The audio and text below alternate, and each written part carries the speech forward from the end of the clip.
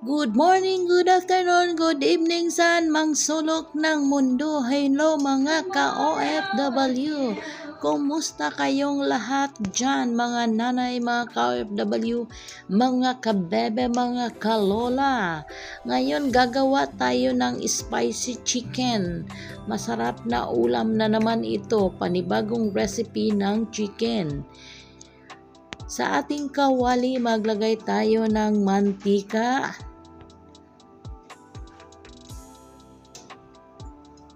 Tapos painitin lang natin at isunod nating ilagay ang ating onion.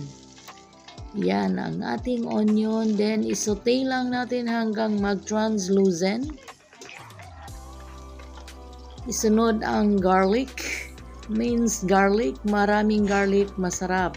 Then ang ating hiniwa-hiwang ginger. Ang paglagay ng ginger at garlic sa ginigisa is masarap, lalo na yan pag ganyan siya sinabay-sabay. Then pag hanggang mag-translucent at mag-golden brown ang ating garlic para lalabas yung kanyang masarap na amoy. Then isunod natin ang ating chopped chicken, isang chicken na buo, 1 kilogram. Hiniwa-hiwa lang natin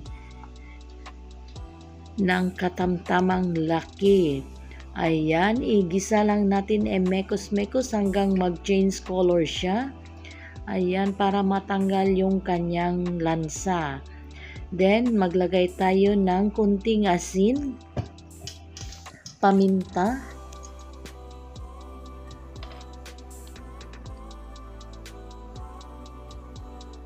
ang ating MSG. Then atin lang again i-saute lang natin hanggang parang brown na siya or mag-change color na ang ating chicken. Dahil ang dugo is nagpapalansa yan siya. Kailangan matanggal yan. Then ito ang ating sriracha at saka jalapeno powder. Yan, ang jalapeno powder yan. Then, ang ating sriracha. At ang ating chili cheese. Ayan ang ating nilagay. Then, maglagay tayo ng kamatis. Maraming kamatis na mamula-mula pa siya. Ang ating patatas at saka ang ating carrots. Then, atin nang imekos-mekos, halo-haloin natin.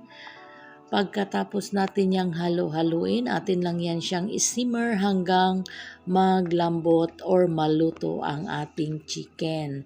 Sa hindi pa nakasubscribe sa ating channel, just click the subscribe button and notification bell para ma-notify kayo sa ating mga newly uploaded recipes and video.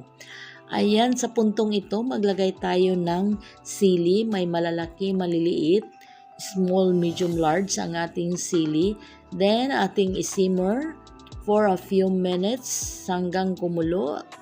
Ayan, kumukulo na ang ating chicken. Atin siyang ihalo-haloin again para hindi masunog dahil hindi natin yan siya nilagyan ng water. Kusang lumalabas yung water dahil hinog na hinog yung ating kamatis.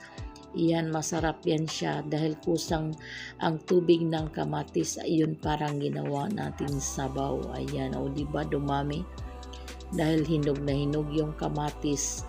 Very juicy ang ating kamatis. Yan, atin lang yan siyang ihalo-halo.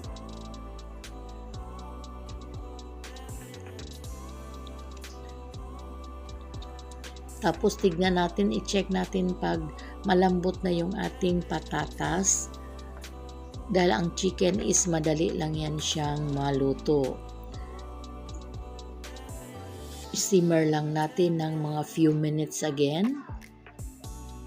Ayan, kumukutitap-kutitap na ang ating ulam. Ayan, atin na naman siyang imekos-mekos para pantay yung pagkaluto ng chicken at saka ng patatas. Then, manglagay tayo dito ng canned kernel, corn. Isang buong lata ang ilagay natin. Then, maglagay tayo ng romaine lettuce. Dahil marami tayong romaine lettuce, pwede yan siya sa salad, pwedeng kainin ng hilaw, pero masarap din yan siya sa pagkain sa sinigang, dito sa ginisa nating chicken, ayan, para masustansya naman ang ating kinakain. Ayan, may kamatis na, maraming benefits ang pagkain ng maraming kamatis. Tapos may gulay pa siya, green leafy vegetable. Ayan, masustansya ang ating ulam. Tapos haluan na naman natin yan siya ng white rice. Yummy and happy tummy na naman tayo. Ayan, diba? Ang ganda ng ating ulam. Sauce pa lang is ulam na yan. Again, sa hindi pa nakasubscribe sa ating channel, just click the subscribe button and notification bell para ma-notify kayo lagi sa ating mga ginagawang ulam dito sa ating channel. Ayan, atin lang yan siyang imekos-mekos. Mga few minutes lang yan siya, luto na yan siya dahil hindi na kailangan masyadong iluto ang ating romaine lettuce at saka ang ating corn dahil malambot na yan siya. Masarap yan siya yung medyo malutong-malutong pag kinakain natin yung ating romaine lettuce. Ayan, o diba? Ayan, pag ganito na is okay na yan siya, luto na yan siya. Ayan, isasalin na natin yan siya sa ating hot pot serving dish. Ito ang hot pot natin or sukhan ang tawag na sa Arabic. Ilagay lang natin dyan. Then, pwede na natin yan siyang i-serve with white rice or pwedeng kainin sa tinapay or tinatawag nilang kubus. Ayan na, o diba? Perfect na perfect pang lunch and dinner ang ating putahe. Ayan.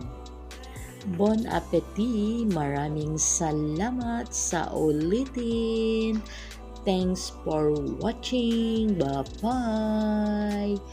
God bless you all and be safe.